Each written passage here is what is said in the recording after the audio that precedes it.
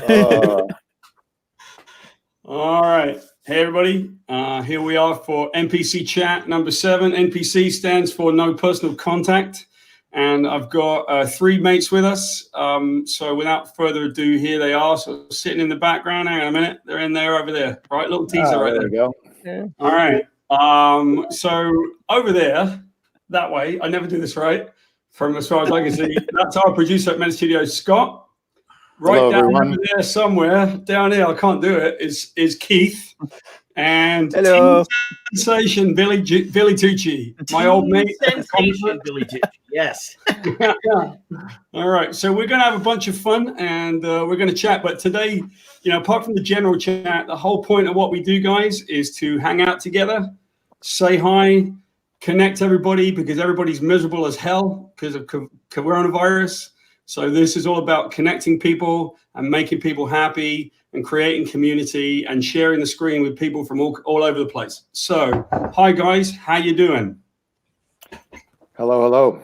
Is everybody feeling okay? It was my question. Doing all right. Yep, no COVID yet.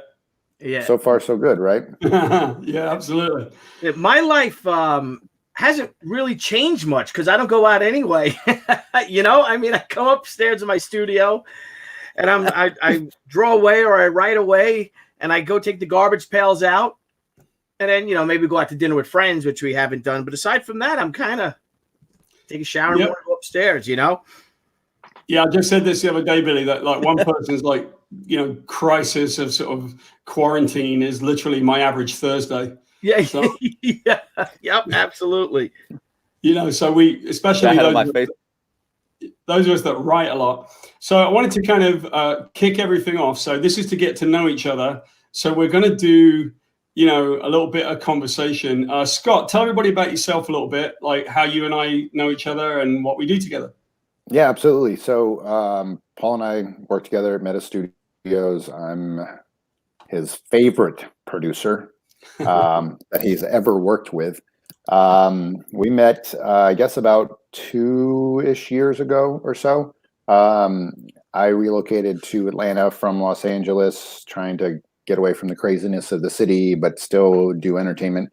I actually came out here for a different job that went sideways once I got out here. And then by happenstance and just random, my wife was actually being social at a certain point and chatting with people because she's an introvert and met someone who knew Paul. And then we went and had coffee and fell in love and walk on the beach hand in hand now. So Does that happen? I don't know, something like that. But so I have a creative background. I was an actor in Los Angeles for a long time, going back to high school and doing shows and things. And so at a certain point, I was like, all right, wait a minute. Started making my own stuff. Got some decent feedback about how those shoots were going compared to some others, and realized I kind of enjoyed that process as well. So started doing that a little bit more. And to make a long story kind of short, here we are. So we're in Atlanta. Paul and I have been working on a lot of different projects, both in development and actual production. And so far, I haven't screwed it up too bad. So here we are, right? Well, here's what we're going to do. We're going to see a little bit of Scott right here. This is you and your life, because I always like to introduce everybody and sort of say who's where. And at some point, I'll work out how to share the screen properly, but we'll give it a shot. Here we go. Make it look nice. So where are you at? I asked you for favorite photos of yourself. So what's this one all about, man? And there's sort of with it right there. Yes, this is with my son who's 10 now. Oh, we went back. Yeah, this one. So in California, this is at the Auto Club Speedway, which is a racetrack just east of the city in Fontana. And I rode a motorcycle for a long time out there. And that's my golf day. That's my yoga day. My meditation day is getting on the bike and getting on the track. And so this particular time was the first time I had taken he was about, I guess, not quite 1 in this picture. And I had done a track day, and my wife and that's my son Ryan came out to join us. And so it was just a fun kind of, I was thinking about things that made me happy and lots of things, and the wife and the kids and all sorts of things. But this was one of those moments where it kind of like had the pre kid world and the post-kid world kind of collide and come together. So yeah, that's one of my happy moments, right? It's the leather. Well, we like the happy moments because we're all pissing and moaning about the coronavirus, as we should. So we figure we're allowed us one moment to think about how it used to be. Here's the kid pics. These are great. There we go. What's going on there? Big wheel, man. Big wheels, rolling in my pink beanie, representing, getting a little gangsta, throwing up the peace signs, as it were. No, I think I was 1 or 2 years old. This is just a funny picture to me, just from my parents had sent me of just, there's a lot going on in this picture, that it's there, but it just takes me back to kind of the simpler times when all you needed was a big wheel and a pink beanie, and you could. And then you're a badass, man. I mean, you're an absolute badass. I mean, I am. Sorry? All right. So you got to find me in this picture. All right, I'm going to do it with the cursor. I'm going to do it with the cursor. We got to find you guys. Help me out here. Where is he? Yellow Please shirt. tell me it's not. Is it this one? Yellow shirt with the tie. Yeah, you went right there, Mr. Jenkins. This is it, right? Yep. Wow. There you go. All right. Look at this. This was the first play I ever. Oh wait, this was the second one I did in high school, and it was just super fun. No, wait a minute, I'm wrong. I don't even know my own history. I'm looking at the cast, going, no, this was the first play I ever did. This was, and the name of it just went that way. That means I'm old and I can't remember the name of things. So, not memorable, huh? super memorable. No, I had a scene where I had to make out with one of the girls, the one in the picture. If you're looking at the picture of the girl to the right of me, we had to have a whole make-out scene. Where's the cursor? Oh, right, sorry, other side. Stage left. Let's go. Actually, no, other side. Yeah, there you go. Actually, nope. I made out with both of them. Nice. my first play I had to do. But it was just kind of a fun memory of kind of where my creative world got started. So. All right. Excellent. All right, Keith, we're going to move on to you quickly. Here we go. Oh God. This is your favorite picture of yourself. That's small that's my headshot. There you go. There's your favorite picture. That's Makes you happy, I guess, right? That picture. Yeah, actually, it was taken by a friend of mine that I haven't seen in several years. Okay. Here's the sort of happy pictures. So this was good because you sent me a bunch of these things. Yeah, this is the drunk Irish zombie party. Okay. So I mean, everybody was dressed up as zombies in this party, and it was for St. Patrick's Day. And of course, that was my zombie Lucky, and the shirt actually says Lucky on it with a 4-leaf clover. So that was my character for the evening. Excellent. And by the way, before you continue, so I want to say hi to Nolan in the stream. I want to say hi to Val. I want to say hi to Stogie. How you guys all doing? Thanks for joining us and hanging out, because it's a hangout, right? Keith, let's go again. Here we go with the kid pics. This one, by the way, you told me you didn't have any kid pics, and then your mum sent you some. Yeah, because I didn't have any. That's me and my sister a little bit later. In both of them, it's me and my sister. There are no pictures of me, my mother said, without my sister in them. That's how big a ham she is. Yeah. Yeah, I mean, there's obviously all kinds of issues going on right there. If there are no pictures of you by yourself, but there's plenty with your sister, it's pretty much obvious which one they favored, Oh, yeah. No, but that's okay. I kind of favor her myself, so. Good enough. Billy. Yeah, give me a second. I'm getting it for you. Hang on. What's he moaning about? I've already got your pictures. I'm getting them for you. I'm finding pictures. I already got them. Look at this. Okay. I was going to send you my motorcycle picture too. Oh, you can if you want, buddy. Send it in, and we'll add it into the stream. Yeah, I love riding too, Scott. Right there with you. Let me see what I got. My problem is I don't currently have my bike. It went away on my move, and I'm missing it. But I'll get something back, because I mean I'm sitting here going, "What's the best way to socially isolate than hiding behind a motorcycle helmet by yourself on a track?" Yeah. Paul, give me 2 shakes of a donkey's tail. I'll just grab. These are fine. There you go. So it's small. Billy will get it.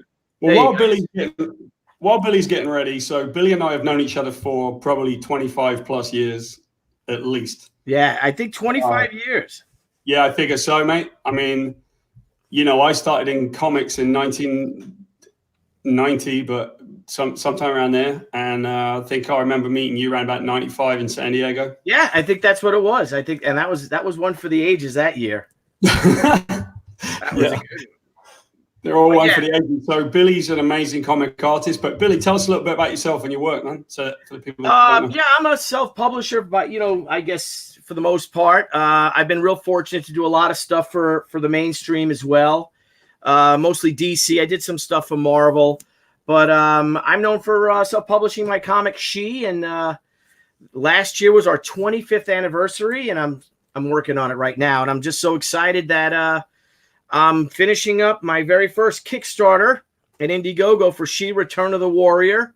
So, well, depending on printing, it looks like it's going to go to print the end of April. And pretty cool. It's taking my character and I'm bringing her, 25 years, from the very first story, The Way of the Warrior. And now my character Anna's in her mid-40s. She's a single mother raising her teenage daughter. Her warrior days are far behind her, and it all comes back. So, and what she is she's basically a modern-day samurai story. And these are descendants of the samurai, but instead of having battles and fields and stuff, now they battle, in business, in the arts, in entertainment. And it's pretty cool. It's a lot of fun doing it, this little shadow war and stuff. So I'm having a lot of fun. I'm having the time of my life, going back to my first character. Yeah, man. And the other thing about it is, you're self-publishing a lot, and that's really cool. But I've done Kickstarter, and I think you and I will sort of kick off part of our conversation a little bit when we get going, because this is about like what's happening now. I've done Kickstarter, and I love Kickstarter. I think it's my style. I've done tons of mainstream work in comics, and I never was an insider. I was never an inside person on comics. I much preferred to do my own stuff, and so now pretty much that's almost exclusively what I do. So I hope you're having a good experience with it, man, because Kickstarter's tough. I love it. I'll tell you all about it. We just crossed $152,000. Brilliant, man. Yeah. So you look at these other guys. You look at you look at what Brian Pulido's been doing. I think he just did almost 350 with Lady Death. It just finished up. Ethan's over $1 million with his last book, and his new one's over 400. Jimmy Palmiotti's killing it with his. I mean, it's pretty great. It's a great time. It's not a great time. Nothing's really great, obviously, but there is some good news, and there is a silver lining when it comes to self-publishing and creating our own stuff. I think now's our time. Yeah, absolutely, man. And so I'm going to get back more into that with Fairy Quest. I love Fairy Quest. It came out great. By the way, so what's going on here, man? You got this is the best you can send me. I just saw it. I'm sorry, I didn't see the text message. I'm sorry. I'm sitting there like this. Yeah, no, that's I don't know, I'm like 10 or something like that. That's me at with my dad's root beer shirt. My uncle Vinny was a truck distributor, soda pop and stuff like that distributor. And then he got us all dad's root beer. I remember one summer. So that was me as a punk. I was a punk. I was a bad kid. I really was. If you ever saw the Bad News Bears, the original with the Tanner, I looked exactly like that kid Tanner, and I sounded exactly like him. I talked just like him, and I probably was the same size as him too. There you go. And a couple more pictures of just stuff that I know you love. You're a hunter, right? I love hunting. Yep. I was just grabbing them off Facebook, whatever the closest ones were. So yeah, I love hunting. Good. That was my big buck I shot last year. And I love it. I live for it. I love hunting. I love fishing. I love hunting. I love being outside. And that was a trophy of a lifetime. That was a good 7.5-year-old buck. How many points on that buck? I think all told, he was about 12 or 13 points because he got some small kickers, but just the size of him. He weighed 325 pounds. Wow. So that was quite a go right there. And that's right after I got. And then, Scott, I love motorcycles. That's my favorite bike. I've had a lot of motorcycles. I still have one, a Harley left. But that's my Bimota SB6. I was gonna say we got some European flavor that, coming in here, huh? that thing was a We got a beast. guy that used to write a Norton 850 Commando, so there you go. Right? Yeah, there Oh, you go. all right. Yeah.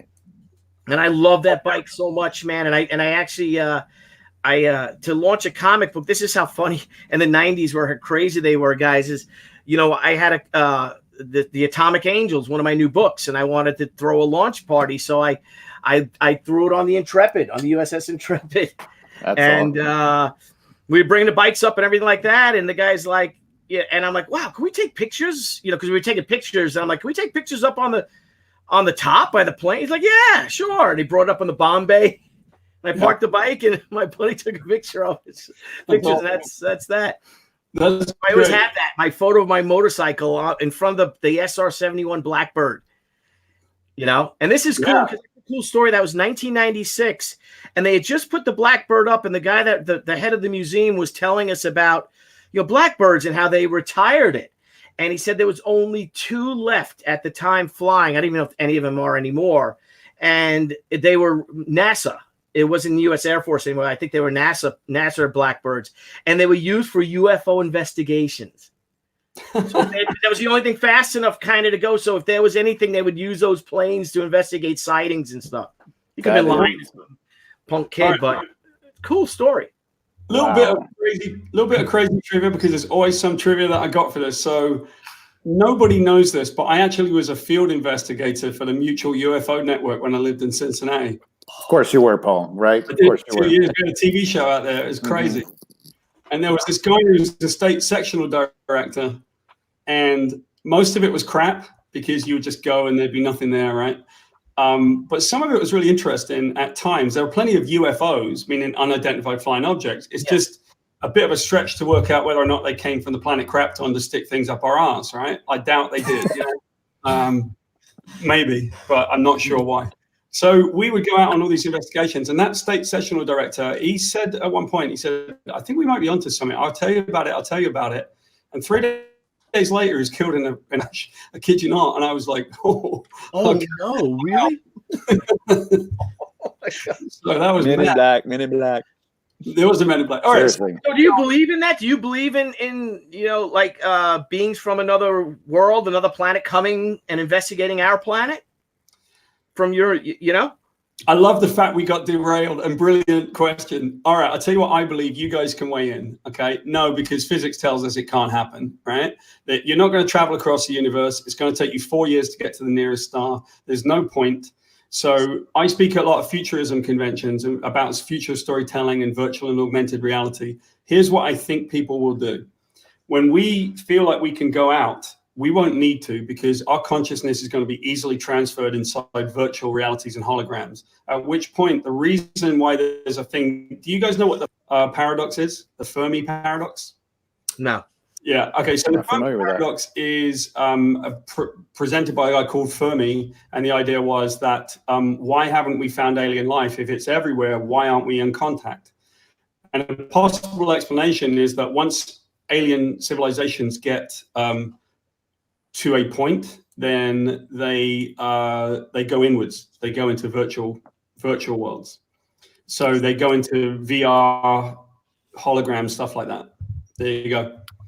So I do believe in life forms. I just don't believe that they are around us very much.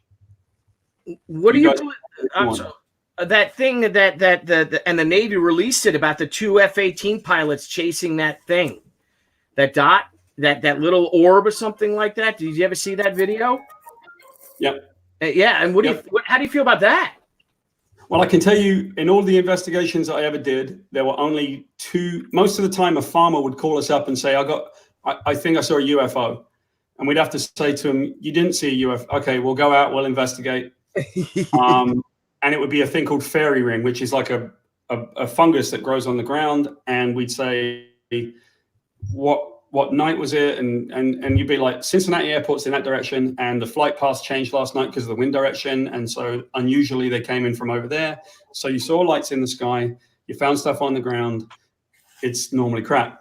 I can tell you, though, there are 2 things that were real, 2 things that I know for a fact. And one of them you won't like. So One of them is crop circles. Most of them are fake, and you can tell. Yeah. And if you ever go to a real one, they're not fake. Oh, really? You only have to stand inside a real one to find out what they're really like. You can't thresh the corn that way. They fold over each other. But one of the things that's amazing is when you go to one that I think is real, unless it's psychosomatic, you start getting there and you begin to feel like an oppression, or you begin to feel really light, or you begin to feel things that are not yours. They're part of something else. It's crazy. So I don't know if you guys have ever had the experience, but it's insane. What do you guys think? Well, the other one is that people who claim to be abducted are normally, it's a load of rubbish, but some people claim psychic powers, and I've seen it for myself, and it's really weird. So there you go. You guys into it? I do more ghost hunting than I've ever done UFO hunting, so that's my thing. There you go. We can even add that in, because I've been a ghost hunter for the Taps Network as well. Yeah. Oh my gosh, I live in a haunted house. My house is haunted though, so there you go. I live in and Paul and my English friends all laugh at me when I say this. I live in an old house, but like, because it's doors. And where you're from, I bet you in your town you have doors far older than any of our houses. Yeah. So, but it's an 1885 Queen Anne Victorian, and we think, and just things happen all the time. Like you will just hear a crash as if someone took an entire hutch and just slammed it, filled with dishes and everything like that. It's happened a couple of times, and there's nothing missing. My wife and I last week, it might have been last Friday night, or yeah, I think it was Friday night, and we were sitting watching TV, and we have a little music box, and the music box just kind of looked like it is open to crack and just started playing. So we have little weird things. People always feel like they see things in my house and stuff too. And my brother, unfortunately, my oldest brother was 17 years old, and he was driving his girlfriend home and was killed by a drunk driver. And so we kind of, it's a good ghost. So we think it might be my brother. At least that's what we hope. Yeah. But yeah, it's we have crazy stuff like that happens all the time. My buddy Niall, from my partner on Crowdfunding Comics, he came over one night and we were all hanging out, and then he pulled me to the side. He's like, is this house haunted? I'm like, what do you mean? And he said, and he's really into that stuff. He goes, I just saw someone in your living room, in your parlor. And he turned again and they were gone. So, who knows, right? You guys ever had one? Keith, you said you did ghost hunting, so. Well, yeah, I've done a lot of it. I've done it for several different companies, even like the Mobius Group and several other, organizations. We've investigated a lot of stuff. We debunk a lot of it stuff, but about 10% of it, though, you can't explain away. And so, yeah, I'm open to that possibility that, yes, it really does exist. Because we've even had encounters when we were doing this stuff that just, you couldn't explain them. You couldn't find a reason for them, even down to when we were doing one here in Georgia. People were taking photographs of things in the room, and you can actually, in one of the pans, you can see through my body to machines that are turning on by themselves, which have been unplugged from the wall.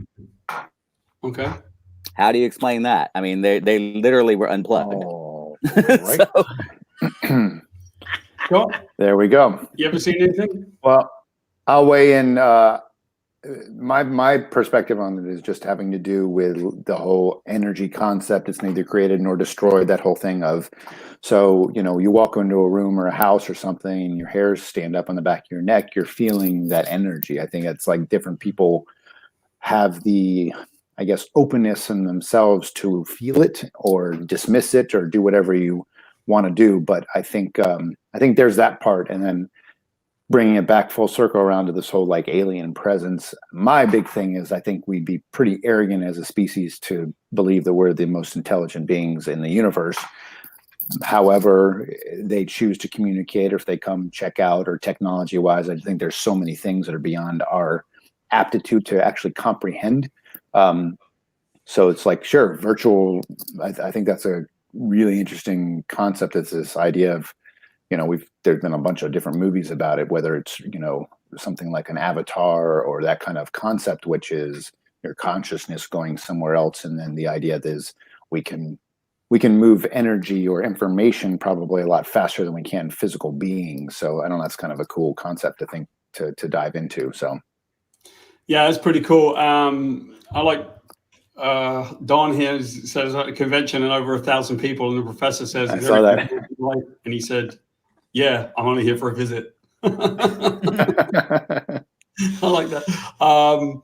Yeah, so that's great. Sorry. that's pretty good. And going back to the comments real quick, it's Eccleston Angel? I'm not saying that right, Val? but yeah, Val. So I'm an empath as well. Of trying to learn to manage that is a little bit challenging. I'm learning because you feel things when you walk into the room, and you're like, I get home from a day at work and I walk into the house and I'm like, hang on, what's going on here? I just walked into a situation. Maybe I'll turn around and do a couple laps around the block and come back and see what else is happening. But it's that experience when you walk in, you're like, what did I just walk into? So yeah. Well, I get to now that I've heard from all of you, you guys are all people that feel it or see it. I don't need to believe in it because I grew up in a house that is incredibly haunted, and it's such a weird thing because it's the kind of thing I really like science, and I believe a lot of what we did with UFO investigations, I did it for one reason, which is I wanted to see if there's anything behind it. It's not that I believe in aliens or any of that stuff, could care less. I really wanted to know the science of it, and I will tell you that most of it was not very compelling. I've been a ghost investigator, and most of the evidence, in fact, almost all of the evidence was either debunkable or not very compelling on the investigations that we did. But that doesn't mean to say that I have not seen it. I have seen it. It's real. And I can tell, I know that I'm attuned to it and tied to it. And it's just the way it is. I can feel it. I see it more than others. And so you got me on one side with aliens, and I'm like, listen, there's nothing there that I can tell. And most of the ghost hunting that we did, there was nothing there. But my personal experience are very different from that. So, I have seen it all my life. I've seen it in different places. And we even have a situation in my house with a bunch of artifacts that came from my great-grandfathers who were all lost in the war. And one of those artifacts, which is a watch, is supposedly pretty active, so we'll find out. But they hang out here, or one of them does. Bill Eldridge is here, and he's shown himself to me as well here in my house, my great grandfather. So it's kind of cool. Don't you find like when we feel that that's why we think it's my brother, or it could be my wife's. Well, it's funny because my wife went to go see a psychic. I've never done anything like that, and she brought up my brother. The psychic did, and my wife's best friend passed away 4 years ago. And we think that they're actually competing with each other for our attention. You know what I mean? Like it's because they both were like that kind. But I find it's and again, I love horror films. I love ghost stories. I love that. But knock on wood, ours is very comforting. That's why I think it's my brother or someone we know, because it's aside from the crashes in the beginning, and they were only in the beginning. We haven't had that in a decade or more. But there's all the little things. It's more fun things, like. Even misplacing my kids' toys, like they wanted to play with the car, like cars. My brother loved cars, and then it would when they were little, and then we would find it where we had just looked, like an hour before, like little things like that, stuff like that. So it's my wife could tell you all about it. We should all drink and talk about that stuff one night. Absolutely, because I'll tell you what we should do. Okay, we're going to do this. We're going to do this. Okay, we'll do a ghost one because I have so many stories that are very important to me about this stuff, and I really want to try and do this again. So we may pull this out. Let me show you a picture. This is a picture of my great-grandfather. So Freddie Groves is buried in Palestine. He lost his life 2 days after the end of the First War. Oh, really? And it's kind of an amazing story. So basically, when my little guy Jack was young, he told us that he had a couple of friends. They were ghostses, and so we asked him what their names were, and he said Bill and Freddie. And we had just gotten all the artifacts from Great Britain. So the thing about it that's weird is that my little boy would never name any of his toys. He would never actually call them anything. He would always say, well, if you got a toy dinosaur, you'd want to call it dinosaur. He was always worried about naming things. And so when he said he had two invisible friends called Bill and Freddie, we were amazed. And then I asked him, what do they look like? And he pointed at the window at his own reflection. He said, they look like that. And we were like, my wife was so upset. So one night I was sitting I was dreaming. I had a very lucid dream, but it was the dream that I was working at my desk like this. And I stood up and I looked at the chair behind me, and Bill was sitting there, my great grandfather, and I knew it was him. And his eyes went completely white. He smiled at me, then his eyes went completely white, and he fell off the chair. And I knew that it was just him telling me, hey, I'm here, and I'm not alive. And I've been totally fine with it because I'm happy to have them in my house. But my wife, not so much. What did she say when you told her the part about the eyes going white and then falling off the chair? Never told her that, but there's another one I haven't told her. She might, if she watches this. So they're in the house, right? Both of the boys are in the house. I know they're here. And it's very disconcerting to many, but to my wife, she's really worried about it. So at night, you can see them walking in front of the little lights in the house. You can see them. You see them walking around. And one day I was in the bathroom and I've got a mirror behind me. So if you can imagine, I got a mirror here and a mirror in the foreground, and you can see forever in the distance. Yeah. And something walked past me in the mirror, but it was like 7 reflections in, and it only walked through one of the reflections. So that's pretty intense. And I was, my wife was pretty worried about it. Now, do your grandfathers mostly visit you and Jack, or does she see them too a lot? She has felt it. They come for me and Jack. They're here with me and Jack. Jack will be sitting up late at night, and he knows they're here. Wow. And it's pretty cool. I love it. I want them to hang out with my children. So I know. Yeah. I love it. I'm not worried about it, but Melinda, my wife, is not perfect, is not that happy about it. So, well, we got very derailed. That was amazing. I love the fact that we got completely derailed. So let's actually get to the point of what we came in for. Part of we're going to kind of move around a little bit, but part of the reason why I think this is a great conversation to have, guys, and Keith, I'm going to kind of start with you because all of us are in the creative space, right? So here we are. We got COVID going on. It's a miserable time. Everybody's pissed off. I love to encourage people to bitch about the COVID virus. It's great. This is what we do. But it's had an effect on those of us who are creatives for a living, those of us, and some of the effect is not as crazily bad as you might think. Actually, I have a ton of work right now. Everybody's in development. It's very frustrating for film production, as we know. So this is all difficult. Right.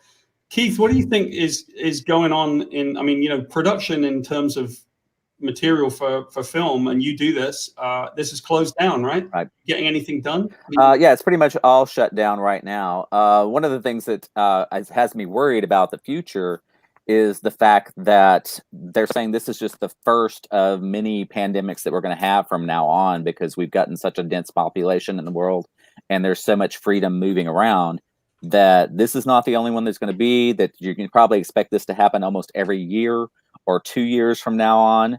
And we can't have the industry shut down all the time. So I actually came up with some programs and stuff that I put online on LinkedIn, showing ways that we could change the industry up and make it a little bit more virus friendly.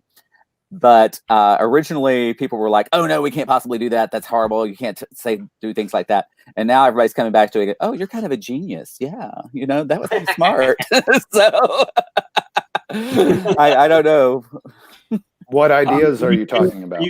Are you feeling like you're more creative? Well, oh yeah. I mean, I'm doing a whole lot more writing than I've ever done, in a single day. Of course, I'm staying up all night. Like we were talking earlier, I went to bed today at 2 p.m. after having been up more than 24 hours, just working on scripts and stuff. But converting all those to novels and stuff so that there's more than one aspect to them. But what we were talking about was condensing down into little smaller unit groups for production, so that it's basically with the crew and the cast combined, it's only 10 people on a set, which makes it up for some difficulties and stuff if you have a large horde scene or something. But those things have been being done put together in CGI a lot recently. That technology is getting better and better. So there's really not that many complications to putting those things together, even if they're done in small unit groups. The thing is that IATSE is real resistant to it because it means that people are going to have to wear more than one hat on a set. You're not going to be able to have somebody that just puts the battery in the camera anymore, or somebody that's just going to plug in the light. You have to have people that can do all the jobs that they need to do on a set at all times. So people that are jacks of all trades, like a bunch of us, are going to be more valuable on a set than somebody that only has one skill. Yeah, I mean, I think here's one thing that I don't do as much of, which is I don't do as much speculation about what's really going to happen and all that kind of stuff in terms of the virus, right? Because we're not doctors, and we do our best to read, and it's really difficult to get through all this information. You know, I've heard different versions of what could be happening and how virulent the virus is and how many percentages of people die and all that stuff. Like, it's very, very hard to know which is correct. And there's a lot of disinformation about, and there's a lot of arguments about, and, you know, there's a lot of, even in some, if you look at the people from the CDC and the people who are like making public statements on behalf of sort of infectious disease, they don't even agree on some things. You know, should we wear a mask? Some of them say yes, some of them say no. So I think at the moment we need to go through maybe 2 or 3 or 4 weeks. We'll know an awful lot more at that point as to whether or not we really will have a bunch of stuff going on. You know, we'll find out, right? But I don't know if we're going to have a virus every year. We might, right? But we might not. So, you know, we have to be a little bit more careful in the way that we think it through, because if we're going to do everything with fear, it's good to do it with perhaps to be careful, but I'm not so sure that I can predict that we're going to have a virus every year, and it's going to be a different one because we've got a dense population. I think it's feasible, by the way. I'm not saying it's not right. I'm saying that seems like a very extreme version of what might happen. You know, yeah, and I do think that it's extreme, but you know, this certainly isn't going to be the last one, though. I imagine not, because we're very lucky that this is the first one, to be honest. We should have had one before now. And we've had ones come before now. We've had like SARS, and we've had other ones that have been scary. We should have done more to get ready for this one, but we weren't, and we needed this. So hopefully the next time we have one, we'll be a bit more careful and be ready for it next time, you know? I hope so. Billy, you know, you've got a lot going on because you've got the Kickstarter. What in your world? I mean, is it affecting your creativity because of the stress? Is it not affecting? Yeah, absolutely. And like everyone, you're losing sleep. You know, you're thinking of things, you're worrying about really the future. It's what I'm really appreciative of is how everyone's holding it together. Admits, I mean, every time you put on the TV, it's just panicking the way the media is covering it and stuff. And I love how people are acting adult about it. You know, we're not killing each other over toilet paper like it first was a month ago or so. But yeah, I'm very frustrated. I'm really pissed off at. I really feel like with China, with this, and they're saying that they had only 86,000 cases or something like that, and now there's like 4 or 5 countries surpassing that. And I just find that incredibly hard to believe if it originated there, and how secretive they are, and they really put the world at risk. You know. And but then there's some good things coming out of it, and I feel that, you know, that the government with the shutdown of the entire economy, you know, literally that's what they're doing, is that they are affecting millions of people. And millions of people have to suffer, though, but to save thousands. Do you know what I mean? And that's kind of, and yes, it's horrible, and we're all worried and everything, but that's kind of noble. You know what I mean? That we're not thinking, well, go bull ahead with the economy, and so what if we lose 200,000 Americans, you know? And I kind of feel the Chinese are like that. Like, oh, it's good. They open the movie theaters, and then 2 days later, they close all the movie theaters down again in China. I think it is very responsible of the West. And I find that, and not just the West, like Japan and South Korea and things like that as well, is it's thank God for these, you know, these nations that are coming together. And yeah, this is awful. And literally putting, you know, I mean, lots of people are going to suffer. Look at that. We had 6 million. You know, we went from less than 200,000 people 3 weeks ago that applied for unemployment. We had 3.4 unemployment, total unemployment in the United States, and now another 6 million people just for the first time applied for unemployment insurance today. You know, this week. Last week it was 3. So this is a terrible, terrible thing. But I do gain some solace in the fact that it's not an economic problem. It's not the crash of 29 or something.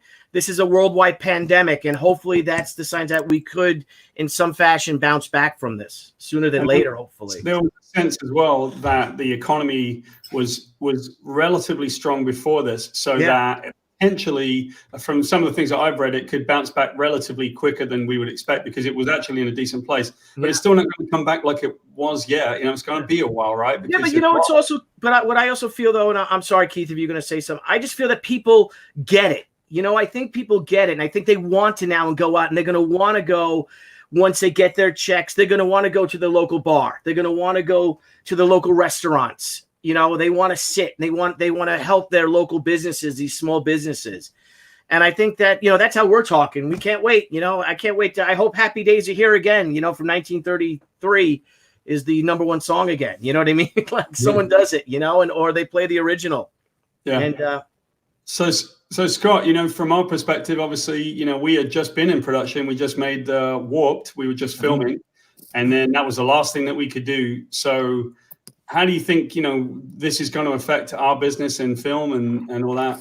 Well, I mean, even with that short that we did, which was 3 weeks ago, whenever it was, I mean, coming up to it a long time ago, but I had to deal with in the last 48 hours before we were going to shoot floods of calls and emails and are we shooting? What are we doing? And I had to go through about 6 different makeup people because those are people that are in a lot of direct contact. To your point, Keith, there are like roles in film where you don't have to interact as much, and then there are roles that require you to put your hands on people. Yeah, and so makeup artist. So yeah, yeah, exactly. And so I think the thing that strikes me is everybody that's home.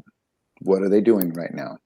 They are consuming creative content, whether you're reading something, whether you're watching something, whether you're playing a game, whatever. But think about what the world would be like if we had to do this and there wasn't entertainment available for us. So to some extent, I think it reinforces the need for content in many, many genres, which is a nice little aside for a company called Meta Studios that I happen to work with that deals in cross-media content. However, but the reality, I think, I think the thing that I think about is, I would talk to different writers, and I'm out of turn in my group of writers here. But way back when, the adage that stuck with me is the principle, which is don't stop what you're doing to go be a writer. Go live life and then write about it. And so to me, it comes back around to this situation. It's stressful. It sucks. We've got our kids at home and we're pulling our hair out because we're trying to be parents and teachers and cheerleaders and all these things. And it's taking us out of our comfort zone. But I'll tell you what, it's making life kind of interesting. Yeah. We will all figure it out. We'll find a way and we'll come out the other side of it. But I feel like the creative juices that are flowing for everybody right now, it's kind of forcing you out of your comfort zone, and you may experience something that then triggers something that allows you from a creative perspective to go somewhere new. And then the last thing I'll say is just, yes, guess what? When we come out of this, we're going to need some more content. And so at this point, this is the best time to do that prep, to do that writing, to do that development, that treatment on that script that you've been waiting to do, or you've been putting off, creating a season arc for your, digital series or whatever it is you're doing. Kind of don't have any excuses right now. Go get it done so that when we are ready, everybody is going to be so hungry to get out and get back to working, at least in the industry. I think there's some good opportunities that'll be coming our way.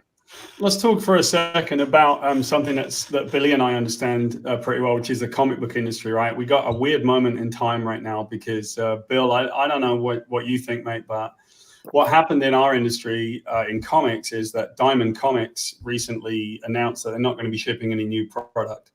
It seems that the mainstream the big two, which is Marvel and DC, would have to react to that. So I don't know what they've done with all of their creators, but I don't know if they've shut them down or if they're slowing them down a little bit.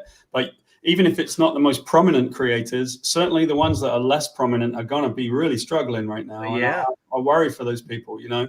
Yeah, well, Valiant, I think Valiant, Archie, forgive me. I spoke with Nikki Barucci yesterday from Dynamite, though, but, Nikki's paying. He has all his workers going. We have a project coming out that's going to launch as a crowdfunded, as an Indiegogo, which he prefers in June, I think, or July. But they've got that order pencils down. They got an email pencils down telling them, and I don't know what's going on with Marvel or DC, but I see Greg Capullo sketching and he's working away. Greg is him and Greg's very prominent, Billy. Yeah. He's very prominent, right? And so Greg's done Batman for years and he's really prominent in the industry. He did Spawn. That's a lot. I'm not going to speak for Greg, but I would imagine given the prominence that Greg enjoys, he's there with a little bit of a buffer and a lot of people want other stuff from him. I worry about the people that are not in that situation because that's a real worry, right? Like they're going to be losing their jobs and not having anything. Yeah, and it's terrible. It really is. And again, this industry is completely affected. But what's scary is that I think if this happened in 1993, say, and there was a month-long shutdown of the industry, I think the industry would have really survived. I think that the way the numbers are today and how low the number, how the sales are and everything like that, this is devastating. This is an atomic bomb. This is a pandemic to the industry, and I think this could kill comics for the way that we all think it, the way we've come to know comic books, mainstream comics, and how to get your comics. And when an industry is shut down for only, say, 2-3 weeks and it's on the verge of collapsing, that's not a good business model. And it's not a good business model. And so, I want to speak to that just a little bit, right? It's never been a good business model. You've got a product that you sell to your sales force first. So you've got a direct market where you print comics. And in order for the people in the comic industry, the retailers who are right on the front lines to actually be able to get your comic, they have to buy it from you and then they can't return it. Yeah, months ahead before they even see it. That's a terrible model. Because buy it on a cover. Yeah, like an image or a piece of art, that's it. Yep. And it's going to make their product, it's going to make their sales really low because they can't afford to buy loads of comics because they can't send any back. Right. So they have to speculate on how many they're going to buy and they don't have any information on it. Yeah. One of the things that then happens is you got these really good comic books coming out from Image and independent things, but they can't compete with Marvel and DC because anytime it gets bigger, Marvel and DC just kind of flood the market with a bunch of content. And at that point, retailers, brick and mortar, only have a certain amount of shelf space and there's nothing you can do. Right? Yeah. You can't compete with that shelf space. And I think it's a smaller publisher can never get any traction in that kind of thing. And so at that point, it's always been a broken system. And now you come 1 month and that system has fallen to pieces. Yeah. And I worry, but I think that maybe do you think it needed to fall to pieces, Bill? I do, because you have, when this happened, when the worst day, the blackest day in recent comics history is when Diamond is saying they're shutting down and everything like that. Marvel launches their new comic, the New Warriors, if you saw that. Yeah. With their characters, with these really weird, completely pandering characters, like Snowflake and Safe Space. And the one got his powers by some experimental internet gas. That's what empowered this character. Yeah. You look at the new. One back. Are you telling me that there's a fucking character called Snowflake? And there's Snowflake and Safe Space. If you can link into your. And you got to see if you share your screen, you just got to go to YouTube and you'll see the YouTube launch of the New Warriors. I'm going to brother and sister. They're twins. One's non-binary, but it's so pandering. That's what it is, and it's insulting. I think, and they want to. I guess they're trying to reach out to the LGBTQ community as well as the social justice. No, well, the thing is that they're insulting them. It's completely pandering to them, and they see right through it. You have to look at the actual Marvel YouTube launch video, and there is something like 160,000 dislikes and 3,500 thumbs ups. Yeah. If you just do a screen grab of it, it's crazy. I'm going to bring it up. And they're not selling this to anyone. But this is the news. This is what they release on the worst day of comics when they give the pencils down order, or Diamond says that they're not fulfilling comic book orders, they're shutting down the warehouse. This is Marvel's reaction to it. Wow. Okay. It's insane. I'm previously unaware of this, mate. Like, this is my first time hearing this. I was asked about the New Warriors last night, and I went, "Oh, cool, right?" I don't know, because I wrote like them once for Marvel. Let's share the screen for just 1 second and see what it is that Marvel have come up with, right? Because this is stupid. Brilliant. Okay, so this is apparently the New Warriors. Hang on. Go to the video. You got to go to the main video. Yeah. On YouTube. Okay. That's it. New Warriors trailer. Look at the thumbs up. Look at the 190 thumbs down and 4,000 likes. 4,000 thumbs up. If you scroll down, look. But you want to read it. You got to see the name of the characters. Look at the screen. Yes, you've got this 190,000 dislikes. Yeah. The dude in the middle, he gets his powers. I forget his name already. Via internet. But what did I say? Experimental internet gas. That his uncle invented. And you come in as a writer, and you come with pitches with Captain America that would make people cry, and it gets turned down for one reason. But this. I think we've asked why I don't do mainstream comics anymore, right? Well, the two on the left, that's Snowflake and Safe Space. That's their names on the left. They're twins. Okay, but so let me twins hang out like that. Look, she's got her hand on his hip. I mean, do they look like a couple that have been shagging for 5 years, or do they look like brother and sister? And that's supposed to be brother and sister twins. Well, it would be Eve. Here's what I would say. So I was asked about this the other day about New Warriors, and I didn't realize it was this. I thought it was like the New Warriors, right? It's the new Warriors, yeah. If you want to watch the trailer, it's cringeworthy, bro. It's horrible. Let's not give it more. You're right about it. Don't even. Yeah. Let's just let that go away. Let's just put that away. Well, let me speak to something, Bill, right? Because when I have a project that was called Alters, and for many years I pitched giving people with disadvantage in society. So someone who might have like say you had the Flash, and then he ran past a roadside bomb and he lost one of his legs, and he had a leg amputated. It would be an interesting story, right? There's someone who's an amputee struggling with it, right? Or say you're an X-Men, and maybe they had a problem in society, right? So you had these X-Men, and maybe one of them was like homeless, and then you go, that's an interesting story. Someone with all the power in the world that's like struggling to get by. And so I pitched that to Marvel and DC, and they would always say, I love that idea. Oh my God, I really want to do it. I love that idea. I love that idea. And there you go. Nolan read Alter. So there you go. Thank you, Nolan. So what amazes me, right, is that I would always pitch those characters to Marvel and DC. They'd always say yes, and they never published them. And they told me, you can't do new characters. And I'm like, I literally created the fucking century. You can't be serious. Right. You can do new characters. I've got one who's a member of the Avengers. Like, what are you talking about? But they would never publish it. And so I ended up publishing those characters myself, and they did just fine.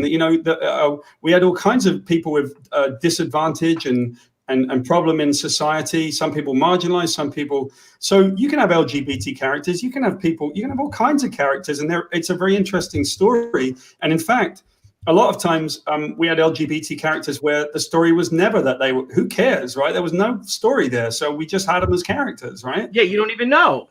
Because they are just characters. Shit, like that's the point. And so we would just have them as main characters for certain reasons. So I think when I see that kind of thing, I weep for humanity, but oh well, we'll get by. I think enough said on that.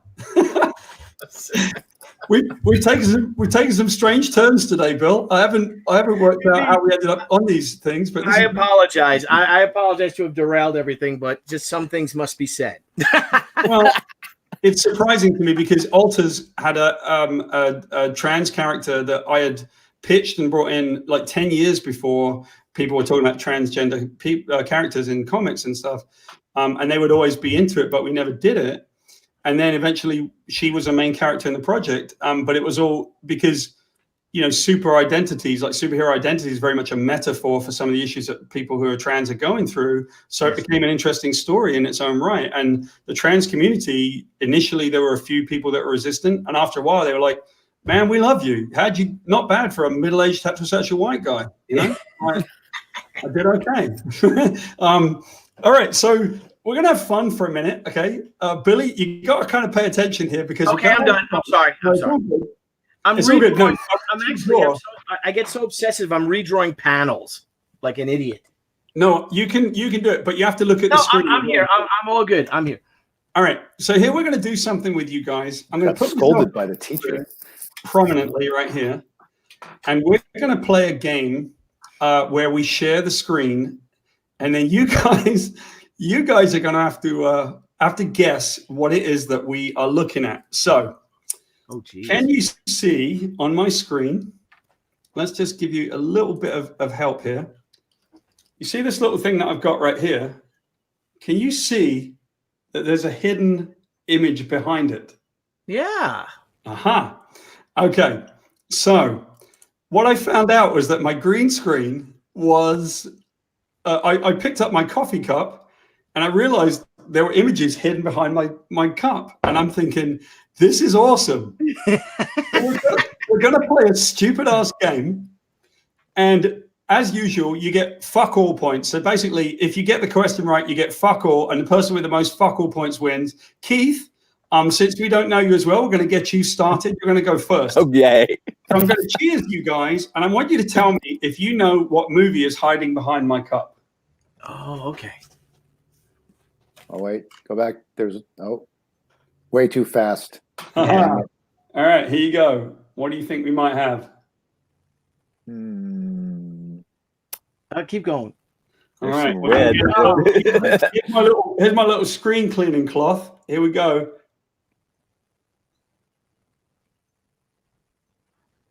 Oh, I got it. E.T. What is it? Yes, There you go. yes. Yep. Look at this. Well, I didn't know we could do Oh, this. that's really cool. What kind of camera is hidden in Really your Mac up there? This is my favorite thing ever, right? So who was it who came up with ET? Keith, was that you? Me. Yeah. All right. So you get one fuck all point. Yay. All right. Here we go. Here's your little cheers. All right. All right. Let's see if we can work out what film are we looking at. Anything so far? We see a sleeve or a hand or something. Oh, I know. It's I know when Harry Met Sally. Yeah, there you go. Harry met Sally. There she is having a fake orgasm. It's I like, like that. Thank you, ladies. wow, she was a beautiful woman. She's such a beautiful girl. And what did she do to herself? My goodness. She did this collagen thing in her lips. I met her in an elevator in LA one time, and I was really amazed. She looked so strange. All right. Who got that one? Because I can't see the screen. That was Billy, I think. I think I got All right, you guys keep your own score. Billy, you got a fuck all point. Scott, you're way behind. Here we go. Way behind. Way behind. Here's our next movie. Cheers, everybody. You got it? Nope. Nope. Here we go. What can you see? Anything? Indiana Jones. Oh, yeah, well done. Fuck all. You got a fuck all point. Yes. This is like my favorite thing. This is literally why the internet was invented, so that we could do this. Okay. Paul, you have a lower third with one of the comments on that we can't see sometimes. Yeah, we can't see can do the that. beginning because you got dude. Aha, Alters. okay, sorry, Nolan. Yeah, here we go. Yeah, There we go. All right, sorry, Nolan. Thanks for bringing it up, Nolan. I guess Nolan got to kind of mess with it. All right, here we go. We're on to our next thing right here. Let's go to this one. Here we go. All right, here's my cheers. Can you see it? No. I felt like Alien or Predator or something. Going Oh, on it's a face hugger. It's the first one. First one, yeah. Yep. It's Alien. Yeah. I feel like I have to give that fuck all point to Scott because although he had his bets, Got give me half a fuck all point because he did say Alien. All right, 1.5 fuck alls. But you did say Alien or Predator. I did. Discount. Yeah. I'll take All right. 1.5. I'll take what I can get. Here we go again. Here's our next movie. I like this one. This one makes me happy. Here we go. Cheers, everybody. So fast. Billy's definitely not paying attention. Got anything? Star Wars. No. Is that Chewbacca I just saw? It's the No. Wizard of Oz. That's the Wizard of Oz. It's Wizard of Oz. Yeah. Yeah. The Wizard of Puppy. Oz. The Wizard of Oz. Ah, there we go. I could do this all day. This is like my favorite thing ever. Okay, here we go. Who got Wizard of Oz? I think I got that one. Okay, Well, I so think wait. we Oh, did, get it, yeah. Keith got it. So wait, Paul, on all the things that you've done, have you ever been a game show host? I should be. This is the greatest game ever. That's right after Ghost Hunter and UFO Finder. Oh, it gave it away already. It's Toy the Story. Muppets. If you got it, you got it. Toy All I have to Story. do- All I have to do is cheer. You got Toy Story, you get a point. Yeah. Here's the next one.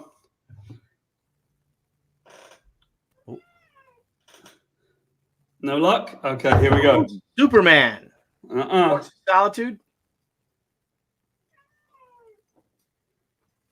Heard the cat in the background. Yeah, that's my cat. I thought it was Paul's. Any luck? That one's weird. Oh, is it a Clockwork Orange? No. Oh, Oh, Psycho. Psycho, yeah. Yes. There you go. Like, you needed the whole thing. This one's going to be a good one. I like this one. I like the little magical cheers that I do. Okay, here we go. We're going to start on the screen over here. I was going to say, this is a bunch of water. I'm going to guess Jaws. Oh, you rotten bastard. There you go, buddy. Yep. Well done. Yeah. George. 2.5 fuck alls. Yep. You got some extra fuck all point. Keep your own score. I don't really care about your score, frankly, because you get fuck all, but here we go. Yeah, all right. exactly. We're not doing the cup on this one because this one's too simple. What could this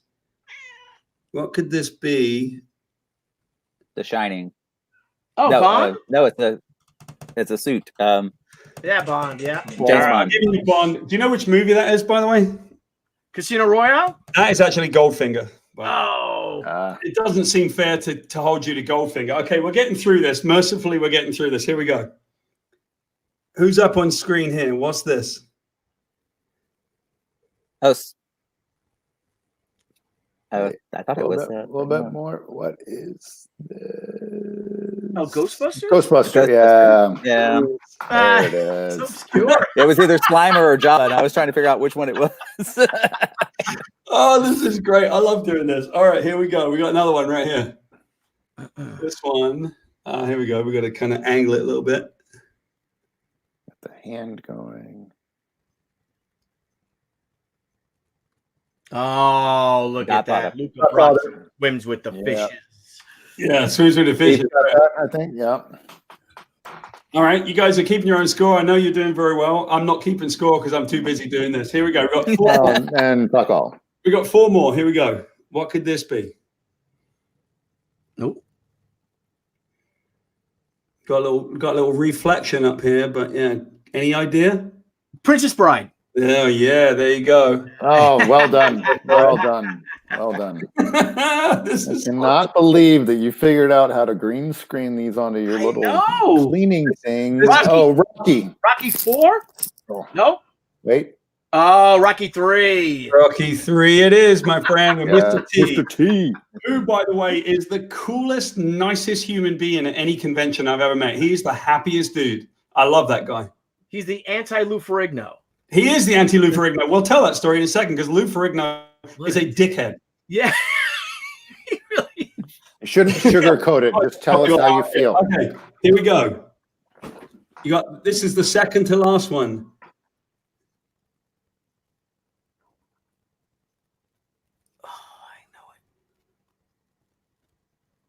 Oh, is this I'm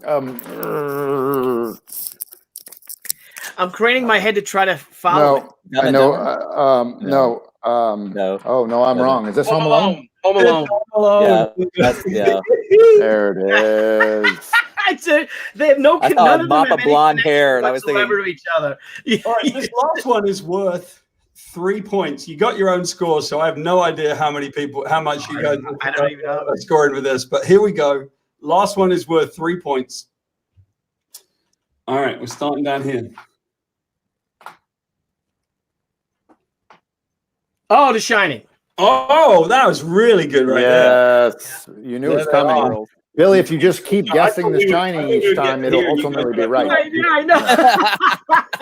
That's so disturbing. That scared the shit out of me, that movie. Are you guys on your YouTube show? This is basically, Billy, what I do every single time we do this, because the point is not necessarily to break the internet or talk about current affairs or whatever. We can if we want. But the idea is to connect people, right? And to have fun and just relax for a minute, because we're all dealing with this shit. Yeah. So why don't we just hang out, play a stupid game? You know, we're all in the entertainment business, right? And our job is to make people happy and to entertain them in some way and to make them think. So why can't we do it? Why can't we hang out for a bit and just play a stupid game and all that kind of stuff, you know?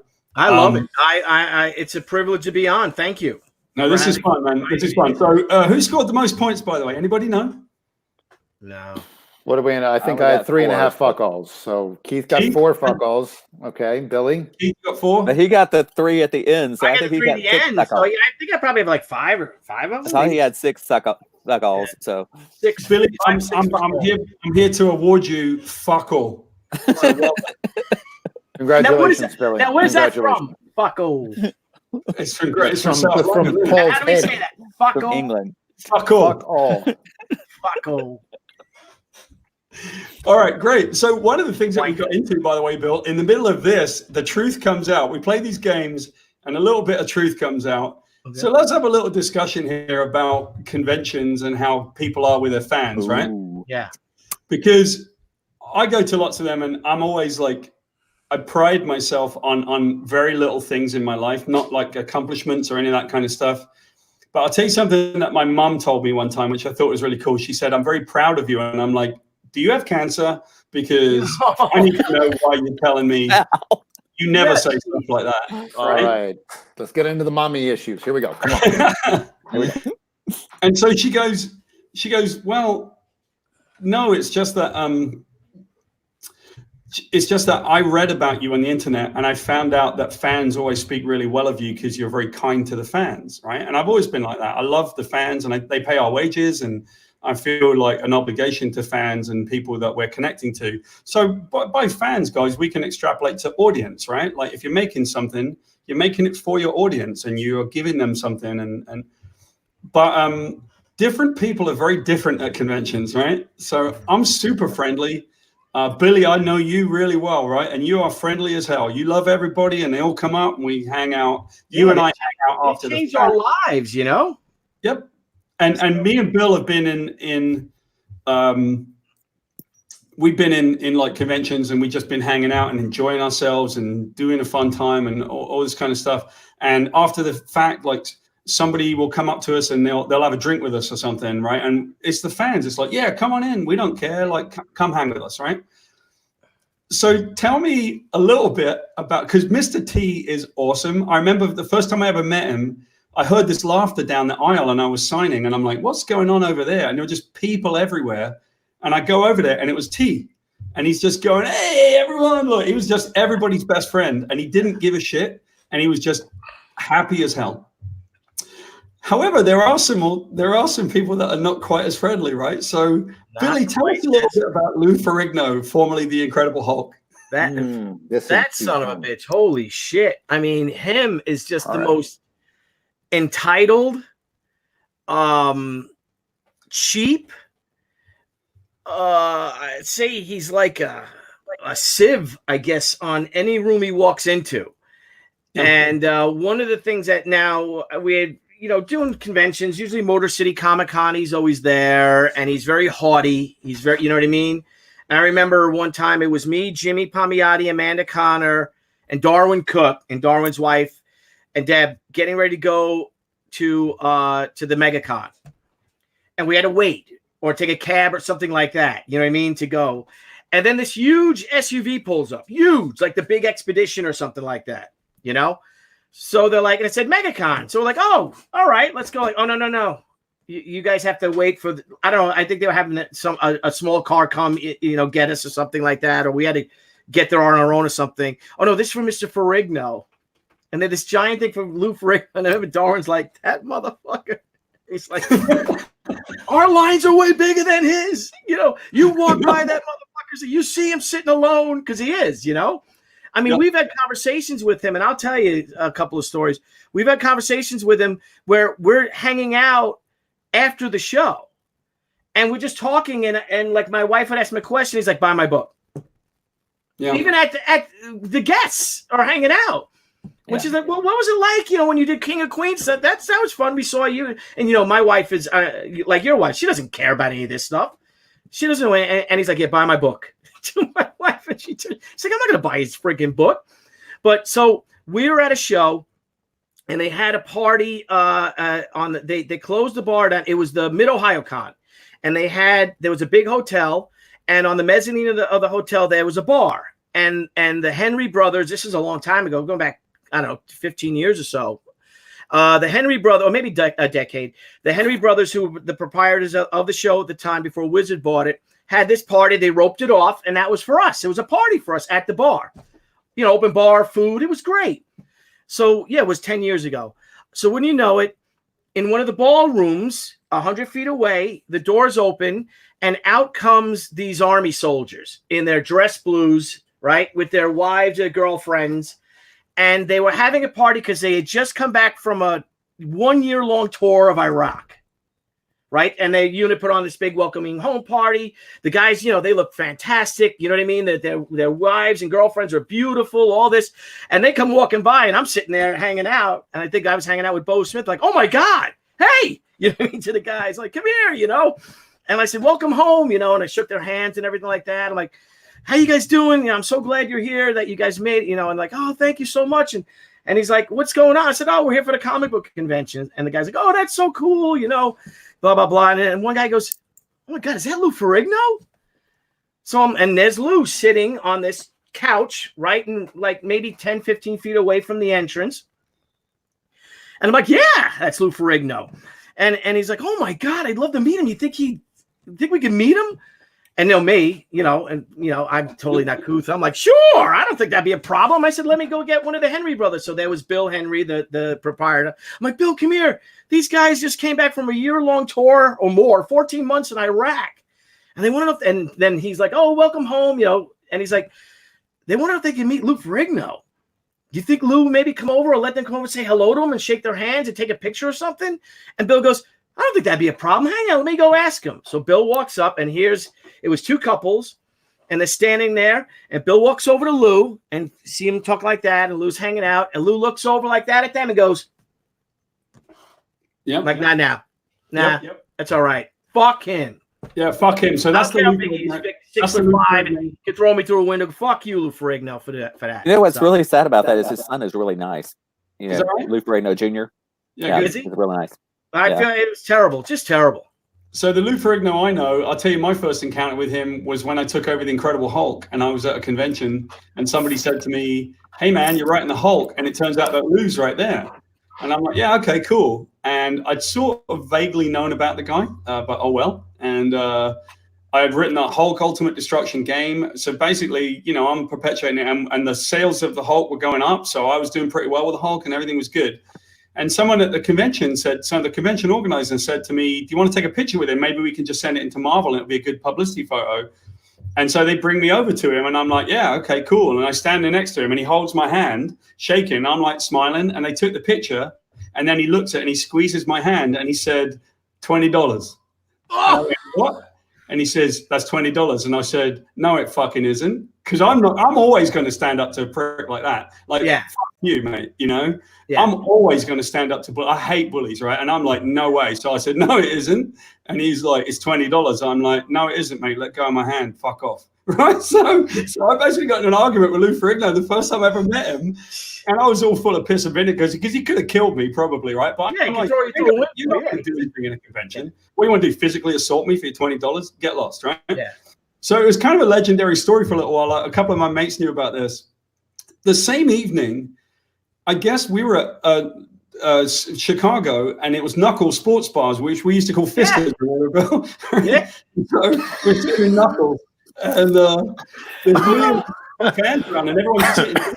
And Lou Ferrigno walks into the bar and he looks at all the fans and he's like, I want to sit down. And nobody moved. Everybody's so tired of his bullshit. Yeah. Good. Everyone looked at him and was like, nah, not interested. And they just went back up to their life for a minute and then he just turned around and walked out. So yeah, he's such a mooch too. He never pays for dinner. He expects people to buy his dinner and stuff like that. And fuck him. Just no good, right? It's no good. What a shame, you know, because I wish we were, I like positive, right? All right, let's do this. Positive experiences, right? Not just you, Bill, but Keith, I want one from you. Scott, one from you. What positive experience have you had with a celebrity or anybody like that? Tell me the nicest person. Go on, Scott, what you got? Fun story back when I was in LA, you know, hustling as an actor. I was a photo assistant for a good year and a half and so you go to basically do the awards ceremony circuit.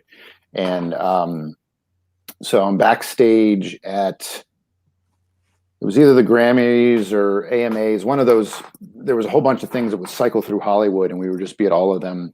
And I'm standing there and I turn around and I'm like face to face with Tom Hanks. And I was like, oh, he was like, oh, excuse me. And hello, how you doing? He saw I had like a press badge on. He said, how's work going tonight? You know, whatever. I was like, great. And then somebody came up to him and it was, at the time they had, this will date the story, but little Nokia cell phones with color screens on them was the thing. And so the person was there giving it to him going, hey, we would love to, kind of like, you know, the bags of stuff that they give out. And he was just the nicest person to everybody. There's different stories that have gone around Hollywood about things, but the point is, I think, to counteract that experience, which was, I found people that have worked their way up and have kind of done the small jobs and had to do the little things and kind of paid their way up, seem to appreciate it. And they also understand the mechanics of it. Because I think there's different people that I've interacted with that I'll leave out of the story in Los Angeles, and they get their fame very, very quickly. And I think, Paul, you and I have talked about this whole concept of fame exists kind of outside of the world that you're actually in. So when you live in Los Angeles and you're working there, you interact with all the quote unquote celebrities every single day, you know, whether it's at your preschool or your grocery store or your gym or whatever it is. And so they're just people. We're all working to do something. And so when you think that all of a sudden what you're doing makes you more important, that's when you start kind of, you know, careening off of a cliff, because then it's like, no, you're not. You're just a person. Treat another human being with respect. So anytime I interact with people, you know, Tom Hanks has that reputation as being a super nice guy. And it's like, he could have been like, oh, it's the photo assistant, fuck off to you. I don't need to give you the time of day. You know, where's my swag bag? And I'm going to get it. And where's my handler? And he wasn't. He's just like hanging out. He's backstage. He's smiling. It's like, the point is, what's not to like? You're hanging out at your awards ceremony and people are people. So that's my... All right, so we got one Tom Hanks. Keith, who you got? Most people probably won't know who it is, but Doug Jones. He's real sweet. He's been on Abe Sapien. He was Silver Surfer. All these. He's a really sweet, really nice man. I was at MonsterCon with him. He was at the table right beside mine, and we were doing the whole autograph things. And it was really funny because we sat there and we were like pretty bored to tears, and we're talking to each other the whole time. And he hugs everybody. It's just one of his things. He's a big hugger, and so am I. So everybody was like hugging everybody over on that side of the auditorium, and everybody's like, "What's going on over there? You know, why are these people hugging each other?" So we were having a hug-a-thon over. So it was fun. All right, excellent. Billy, who you got? Can I tell two stories? You please can, because these are great, so right? When I was in college, I was a bar back at the Palladium. And the big club in the city. So it was 1986, and how I became a bar back was that I got a job as a busboy, and my hair was blonde then. I thought my hair was still blonde. My kids tell me it's brown now, but and my friend came up to me, Greg, who worked at the Palladium, and said my boss needs a blonde busboy. Are you looking for a job? I'm like, hell yeah, I'm looking for a job. So I went and I met Steve Rebell. If you know Steve Rebell of Studio 54 fame and the Palladium, and he was the sweetest guy. And he's like, yeah, you want a job? And I met with him at my interview, and it went great, and I got the job. But I was only a busboy for maybe a month or two, and then they bumped me up and made me a bar back. Now, bar back is the ones that you get all the glasses, you bring the bottles up to the bar, you make money, you get money off of the tips and stuff like that. And the reason why, and I said, well, and now some people had worked there as busboys for a year before they became a bar back. I think I was there for 2 months or so. And my boss says, I'm giving you this job. And it was a huge leap in pay. It was really great. And I said, well, why, why me? And he goes, because you're the only busboy that doesn't think he's going to be the next Mel Gibson, because they're all actors. So I was just working. I was a college student, I was fucking actors, man. They didn't want to work. They were these fucking actors. They'd rather, talk to people that work, whatever. So then because I was so uninfected, Motley Crue was cutting their album and they came in. Right. And they came to the Michael Todd room and they put me in charge to take care of them. So it was Nikki Sixx and Tommy Lee. Now, Nikki Sixx and two amazing, beautiful blondes, daytime dime girls, stunning. And neither of them was Heather Locklear, who Tommy Lee was married to at the time. That's so funny. Nikki Sixx was so, and they're both really tall. And Nikki Sixx was so blown out of his mind on, I guess, heroin or whatever. And he's like, I'm like, is he going to be okay? Because he's like, yeah, he's good. But he was like teetering and I had to watch out for him. Tommy Lee, hands down, was the coolest guy in the world. Because I'm like, Tommy, I saw you guys last year at the Nassau Coliseum, October 13th. I just remember the date, 1985. He's like, oh, dude, that was a great concert, whatever. But it was like talking to just some amazing, guy. And he just treated me like a regular person. Like, so what are you doing? I'm like, they told me to watch out for you and make sure nobody bothers you and stuff like that. And he's like, oh, have a beer. I'm like, I can't have a beer. And he's like, have a fucking beer. So I drank beers with them and hung out with them. And it was great. And Tommy Lee was just the most gregarious, wonderful, open, unaffected person. Like, he truly appreciated all that he had gotten, from being a rock star. And he was a rock star. And then the second one, I was at at a convention in London, and it was at the Excel Center, the MCM show.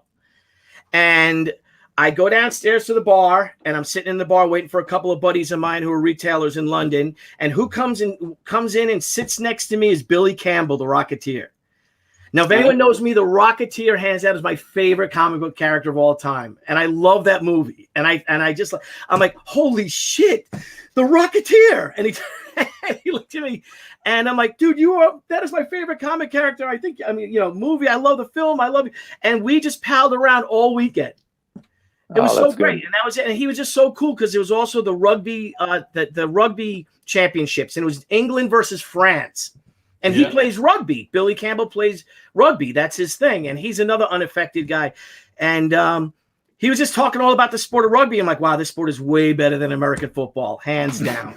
And we just hung out. And he's like, he's like, he draws comics and I'm his favorite comic character. And it was just talk about a positive experience. And I had to call my wife, and my cell phone I couldn't call England for whatever I didn't do. When you go overseas, now it's easy.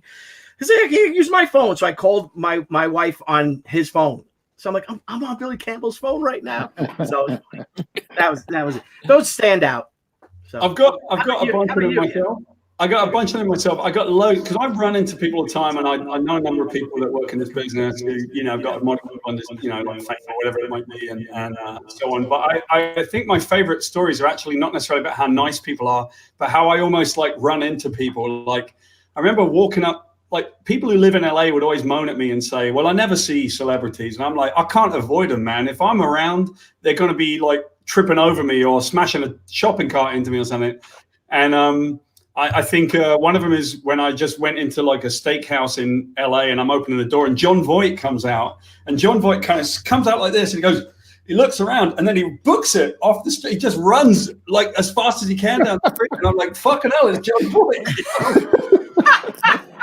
What's going on? And this what happened? Should I go in the restaurant? All the time. And Scott knows this, right? Like, Scott, this shit happens to me all the time. And so I had another one I've had plenty of these interactions, you know, like with people, and you sort of never expect it. And then it's always something really, really weird, you know? So I'll be in Australia, and it'll be like the guy that played Judge Dredd, you know, Carl Urban. And I'll be walking out, actually, when I was there, and I was walking out with a cup, and Carl Urban walked in the door, first time I ever met him. And as I walked out the door, he walked in and just covered me, right? And I'm like, oh, don't worry about it, mate. He's like, no, he's trying to clean me off. And I'm like, Carl Urban is literally... But the best part was that he's sort of cleaning me down here, and I'm like, steady on, mate. You know, like, I got that, you know, thanks very much. Right? So it's great. I get that kind of interaction with famous people all the time. Nothing of substance, always something really stupid, you know? I'll do my one other one, which hopefully he's not watching, but well, I gotta be careful what story I tell. We'll just keep a clean version of the story. So for any fans of the Karate Kid, there's a character in the movie. His name's Johnny, played by a guy named Billy Zabka, and he's just an amazing, super sweet, nice guy. He's doing his Cobra Kai series now, and they're rocking it out. But you know, our kids went to the same preschool in Glendale in LA when I was there. And so it's like, you know, we're just in the playground having conversations about, you know, random stuff, dad stuff. And it's like, here's just a guy who's known for being this evil, you know, asshole. Although if you go back and watch the movies, I think he has like some pretty good layered performances, because he plays the bad guy, but you can like watch his inner struggle. Even as a kid, you watch him and it's like, that's pretty kind of cool. But he's a guy who you know, he got rocketed to fame and had this big thing in the 80s, and then in the 90s he had to kind of disappear because it's the whole typecasting thing that he had to struggle with, and he did a lot of stuff behind the camera, and then they've been able to kind of come full circle around. But at the risk of giving too much information out, at the certain age that he's a little bit older than I am, but as parents of children, you start having conversations. And so my interesting conversation at a party with him is I have no idea how we got here, but I'm standing there having a drink, and we're talking about vasectomies together. And he's like, oh, I highly recommend. He's like, I can give you the name of my doctor. And I'm like, this is what we're talking about right now. Here we are. Cheers. Thank you, sir. So that's excellent. You know, that's excellent. Now I got one more quickly, but to show how like crazy my life is. So I was playing golf with this guy, Dick Cook, and Dick is the former chairman of Disney. He was there for like 35 years, and I happen to know Dick. He's a really nice guy. And every so often he and I play golf together, right? So here I am playing golf with the former chairman of Disney. And we're out at his golf course down at the bottom of Barron Boulevard, Scott, which is, you know, what's that road? Yeah. Is that the Toluca Lake Country Club down there? Toluca Lake. Yeah. And so we're down there, and that's where all the stars play. And so when you go into the clubhouse, you're not allowed to take a phone or anything like that, which is totally fine. But you look at the membership, and it's like Jay Timberlake, you know, all these people, and just like, he's a good golfer too, isn't he? What's going on? I think he is, actually. I think Timberlake's a good golfer. Yeah, so it's a very small golf course, and it's relatively close to each other. And as you come down, I think like the 9th fairway, which is coming back to the clubhouse, we're on there. And we hit our balls, and we're sort of walking out towards them. And then someone whacks a ball, and they mishit it, and it comes right for my head. And it bounced in front of me, and I duck, and it goes flying past my head. And then whoever the jackass was that hit it goes, 4. And I'm like, you are way too late, mate. So I'm like a little bit chest out, and I go like the swan, you know. I'm like, hey. So I walk over to this guy, and it's fucking Dennis Quaid. And he gives me that shit-eating grin with the dimples. I'm like, hey, man, how you doing? You know? Right. I almost got killed by Dennis Quaid today. It was awesome. You know? Fantastic. Keith's got one. Yeah, I got another one. This was just funny to me because, and you'll like it because you're Marvel. All the big name actors that were in there for the Vulture and stuff. Somehow I got into being in the auditions for Vulture too, and I'm sitting in there with all these big name celebrities, which, you know, I'm just like, how the fuck did I get in this room? And the girl comes up to me and she goes, Mr. Cranston, it's time for your audition now. And Bryan Cranston grabs my leg and goes, oh my God, I get mistaken for you all the time. Oh, it was awesome. That's great. It was the best moment ever. So even though I didn't get the part, I loved it. Oh, that's a good day right there. That is so great. I have a funny story that shows how affected Hollywood is. So I go and my favorite artist, my favorite restaurant in New York City was called Cafe des Artistes. It was there for a long time. We used to go there like, my God, you get your first paycheck, that's where you want to go. They had these wonderful Howard Chandler Christie paintings on the wall, really great romantic restaurant. So I'm out in LA for meetings, and my buddy tells me, there's a Cafe des Artistes in LA. I'm like, oh, let's go there. What a cool thing. So we go there, and I'm waiting for my buddy Keith to show up, and I'm sitting down in the little vestibule there. It's outside. Have you guys ever been there to Cafe des Artistes? And who comes and sits down next to me is Fran Dresser. And she was really nice. But now Fran Dresser comes and sits down, but next to me, there's this young wannabe starlet sitting there, this girl. She had to be 22, whatever, 21. She had a big bow in her hair. And so then she's waiting for her date. So Fran just said, can I sit here? And it was a bench. I'm like, yeah, wow. I'm like, oh, I love your work. I said, it's funny. I lived in Rego Park, Queens. I'm from New York. I lived in Rego Park, Queens for 6 years. It's like, oh my God, I know Rego Park. We're just talking about Queens. You know what I mean? Because she's from Queens, the whatever her show was. You know what I'm talking about, right? Fran Drescher. Yeah, well, you guys did it. So I'm married to her, mate. My wife sounds just like her. It's brilliant. Well, delightful woman, beautiful woman. Had a great conversation with her. I'm like, okay. So then my buddy shows up, or her husband or boyfriend or whatever shows up, and they go, their friend, and she's like, oh, it was nice talking. I said, oh, enjoy yourself. And we were talking about Cafe des Artistes in the city. And I said, well, that's why I came here, because of the one in the city. She's like, oh, I love that restaurant, blah, blah, blah. Great conversation. So she gets him and leaves. My buddy comes and meets me, because he had to come over the hill. Apparently, that was real far from where we were, and we were sitting down. Yeah, and we sit down, and we sit down so they seat us down next to the girl that was watching us, not Fran Dresser, but the girl that was watching us, and her boyfriend or whatever, right? And we're right next to him. So my buddy Keith knows this guy. So my friend Keith's like, hey, Jimmy, or hey, Keith, whatever. So they introduce each other. Like they say hello, we meet them. You know what I mean? And then we just start eating, and the tables are real close. And all of a sudden this girl goes, so you can imagine what happened before you got here. And he's like, what? And she's like talking to him at their table. It's like, so this guy comes, and he's from Queens, and he starts bothering Fran Dresser. And oh my God, you should have seen, she wanted to get the hell out of there. And he's just talking to her about Queens. And she's just, and I'm like, Keith, this fucking bitch is talking about me, just like that. I said, and she just met me 2 minutes ago. And she just sat next to me 10 minutes ago. And she's like, oh, I felt so embarrassed for her. And what an asshole. And he was just bothering. Like, this never happened. But she wanted to act so, I guess. She might even said that Fran looked at her or rolled her eyes at her, like help or something insane. And I'm like, this broad doesn't realize I was just sitting next to her. You know what I mean?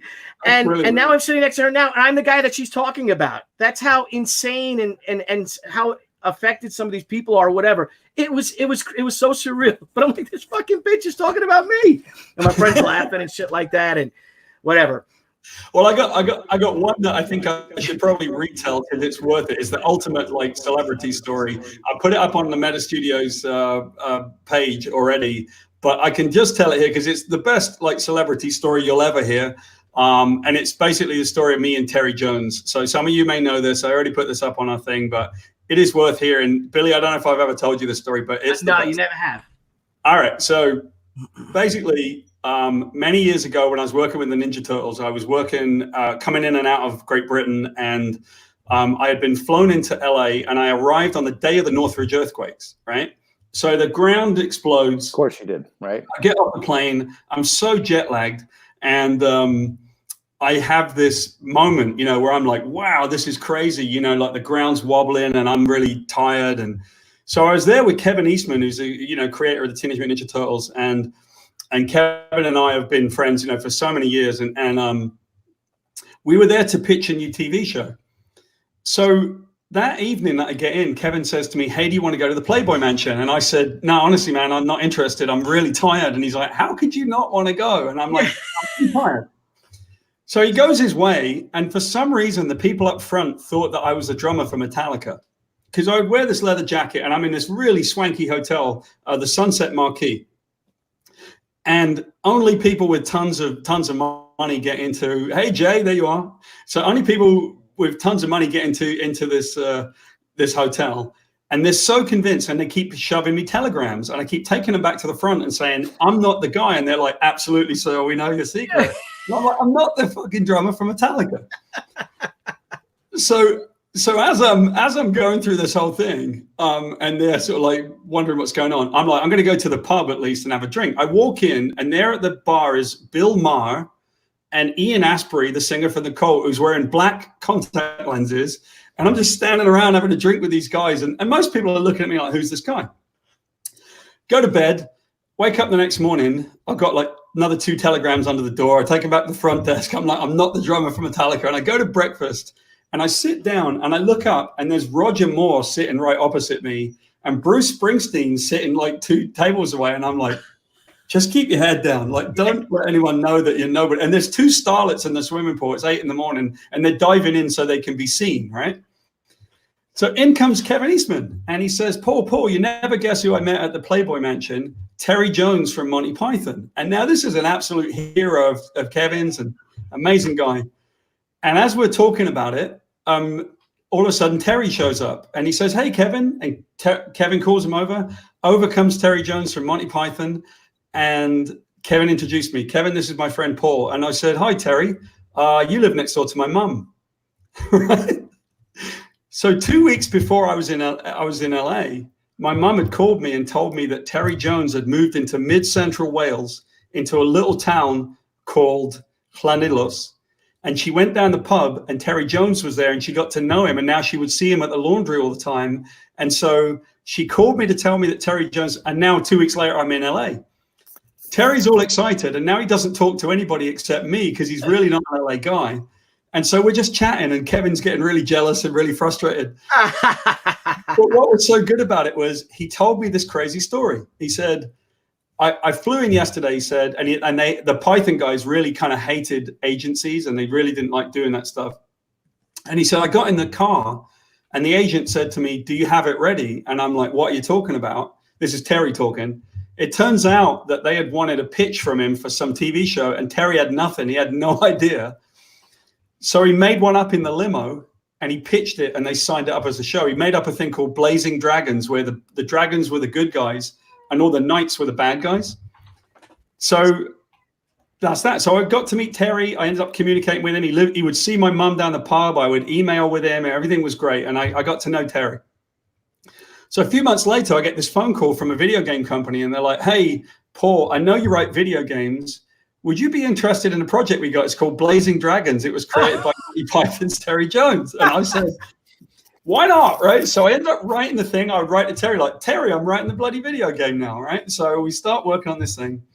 And about 6 months after that, they called me and they said, Paul, we understand you know Terry. And I said, yeah, well, he knows my mum. So as I'm dealing with this, they asked me, would you be willing to call Terry and ask him if he would do the voiceovers, because we can't get through his agent? And so I said, well, let me ask. And I called my mum and I said, hey, mum, could you go down the pub and see if Terry's down there?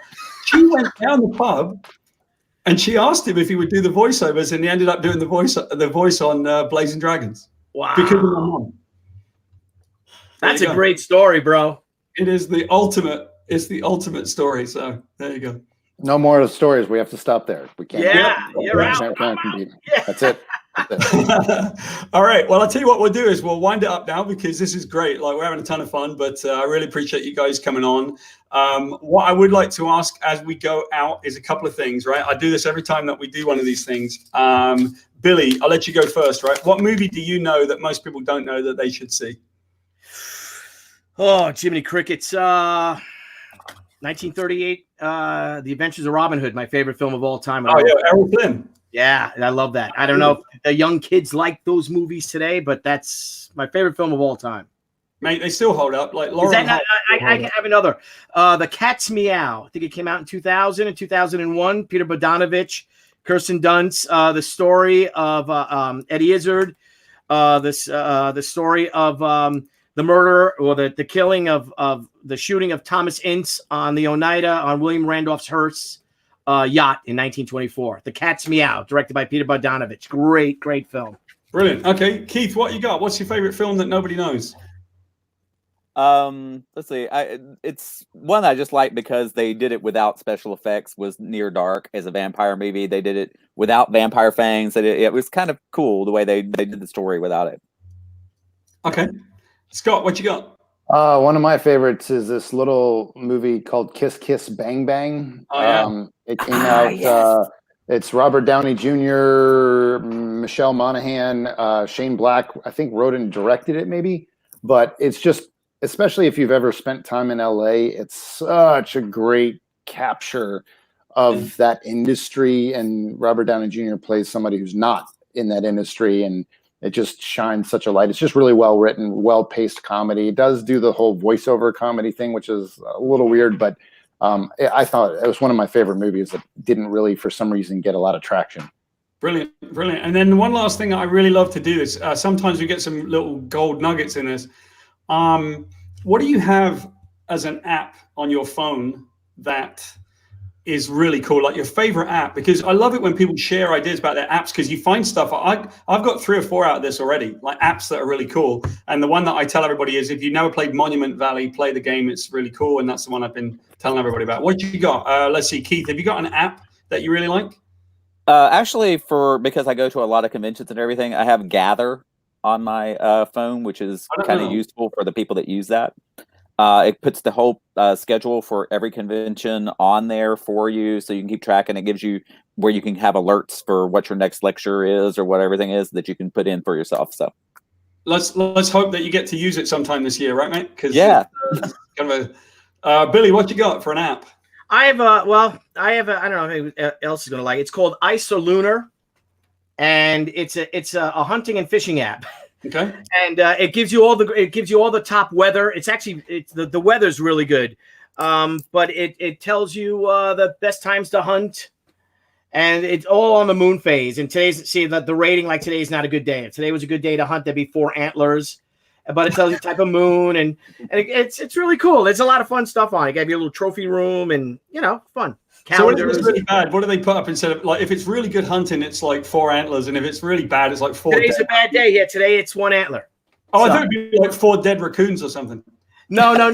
Well, you could change. It's the antler scale. Yeah, I have antlers on. I got to switch it over to fish because fishing season starts in 2 weeks. But nice. No, it's fun. That's a stupid stuff. And the NHL app, I like that too. So. Okay. Mine is more, I don't spend a whole lot of time on it, just lots of other craziness, but I have an app called In-Car Dock. So I do a lot of DIY stuff, and I try to do a lot of work on my car. So you can get a little Bluetooth dongle that you plug into the onboard diagnostics port of your car. And when you hook it up to an app, if your check engine light comes on, it tells you what's wrong. Oh, and really? So it's really great, because instead of going to the mechanic and having them go, you have to do this, and it's like, oh, it's a sensor that's bad, or that's unplugged, or you need to clean something. So that's my favorite. There's a whole bunch of ones. The key is, most of it, like the app is free, but you have to buy the little adapter that plugs into your car. Mm-hmm. Mine is called In-Car Dock, DOC. So it's nice because I can, you can clear your check engine light. You can read things like the temperature of the car and all the data that helps you do things. So for me, I try to do a lot of things on my car myself, because I don't like paying other people to do it. So there you go. I put the name of another app in there. These are game apps. Sorry for anyone that doesn't play games, but I'm telling you right now, if you ever play Monument Valley, my wife isn't a gamer. She played it all the way through for both ones because it's so compelling. There's another one right there that I just put up. It's called Gorogoa, and in both of them, it's like playing an Escher painting. So you walk through and you use perspective to move into a room differently. It's such a really compelling thing. You can sit there and just while away the time and just like relax for a little while and come back to it when you want to. I sometimes feel that we need that escapism, because I don't get away to television and film. I don't watch as much as I want to, because I'm so busy working. So my time is spent probably playing video games more than anything, or even an app. So there you go. Those are our ideas. We got good apps. We got great. I like this. This is a great question. Does anybody play Plague Inc? I think we're all playing it for real life right now. RDB. Much. Don't. Yeah. That is not a game. That is real life right now, my We're in friend. a real life simulation. But I just I want love to that meme. Did you see the meme? Is it a meme or a meme? A meme, right? The meme of the one that thought what I thought I would look like during the apocalypse, and there's a picture of Negan with the bat, and this is what I really look like, and it's the Big Lebowski it's the dude in the supermarket. That's right. That's great. Well, look, guys, I really want to thank you for being part of this, because this is what it's all about: just connecting and chatting and saying hi and meeting each other and just relaxing for the hour and 45 minutes that we had, because hey, we could be fretting about the coronavirus, right? So Absolutely. thanks very much for coming on, Keith, Scott, Thank you, everybody. Billy Tucci, and we will see you guys. Thank you for having me on, Paul. Anytime. This was wonderful. It's fun, and thank you, everybody, guys. for coming and hanging out with us. I'll see you Thanks, soon. everybody. All right, guys, that was awesome.